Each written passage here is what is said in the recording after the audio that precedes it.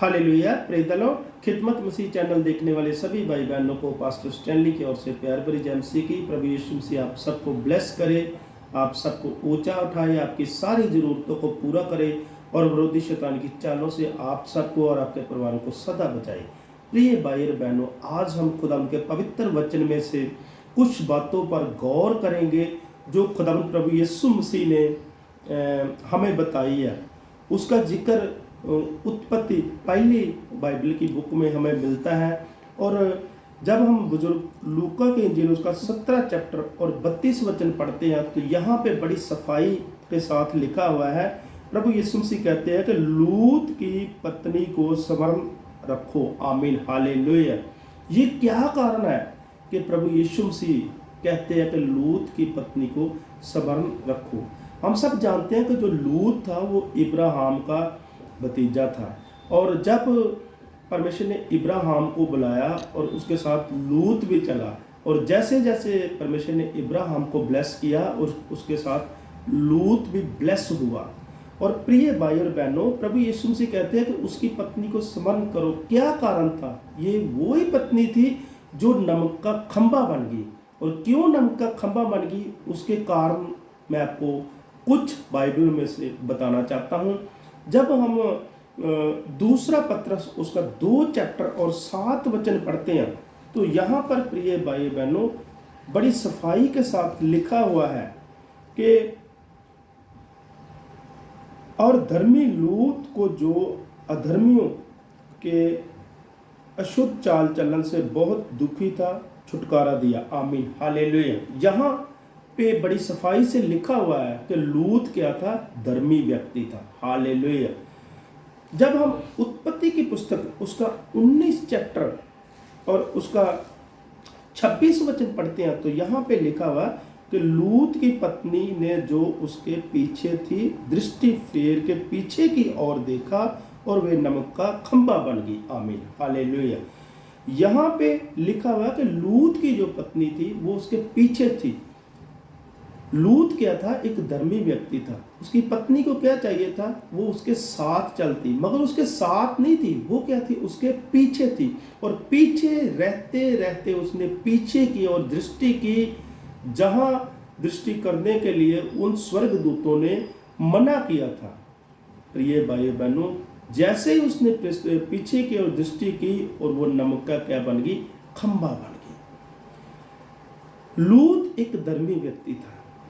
लूत एक क्या था? धर्मी व्यक्ति था। मगर उसकी पत्नी को क्या चाहिए था? उसके साथ चलती, मगर वो उसके साथ नहीं थी, वो उसके पीछे थी।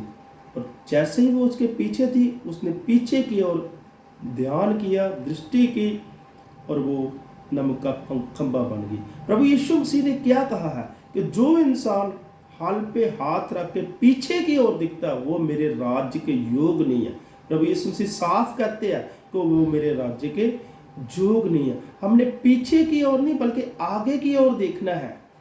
जब हम आगे की ओर देखेंगे तो हम ब्लेसिंग को प्राप्त करेंगे, बरकत को प्राप्त करेंगे। प्रिय भाई और बहनों, मैं आपको बताना चाहता हूँ कि जब वो स्वर्गदूत सदूम और अमूरा में आते हैं तो लूत के घर में जब पहुँचते हैं तो हम क्या देखते हैं कि वहाँ पे जो हमें पता चलता है कि जो उनकी रिस्पेक्ट कर रहा है, खाना बना रहा है, वो कौन बना रहा था? लूत बना रहा था। उसकी पत्नी ने थोड़ी सी भी लूत के साथ हेल्प नहीं की। वो ये बात को आगे रखती है कि जो मेहमानों की रिस्पेक्ट करना, मेहमानों की इज्जत करना, ये लूत तेरे खानदान का, तेरे परिवार का काम है, क्योंकि तू इब्राहिम के परिवार में से है। हम देखते हैं कि जब सदूम और अमूरा में लूत के पास वो स्वर्गदूत आए, उससे पहले वो इब्राहिम के पास आए। जब इब्राहिम के पास आए तो इब्राहिम उनकी रिस्पेक्ट कर रहा है, उनको खाना खिला रहा है, और वो इब्राहिम की पत्नी सारा उसकी पूरी हेल्प कर रही है, मदद कर रही है। और यहाँ पे लूत की पत्नी ने थोड़ी सी भी लूत की क्या नहीं की? हेल्प नहीं की। वो सोचती थी कि ये मेहमानों की रिस्पेक्ट करना, इज्जत करना, लूत ये तेरे खानदान का काम है, ये आपका रिवाज है, ये मेरा रिवाज नहीं है। हमारे रिवाज नहीं है कि हम मेहमानों की क्या करें, रिस्पेक्ट करें। प्रिय भाई और बहनों, ये हमारे लिए ज़रूरी है कि हम क्या करें, मेहमानों की रिस्पेक्ट करें, इज्जत करें। ये उसने औरत ने ज़रूरी नहीं समझा। तीसरा हम देखते हैं कारण कि उसने जो अनुग्रह उस पर हुआ था, उस पत्नी पर अनुग्रह हुआ था, उस अनुग्रह को उसने पहचाना नहीं। आज भी बहुत से परिवार हैं जिन पर प्रभु ने अनुग्रह किया है, कृपा किया, मगर वो कृपा को पहचान नहीं पा रहे, कृपा की कदर नहीं करते, कृपा की थोड़ी सी भी कदर नहीं करते।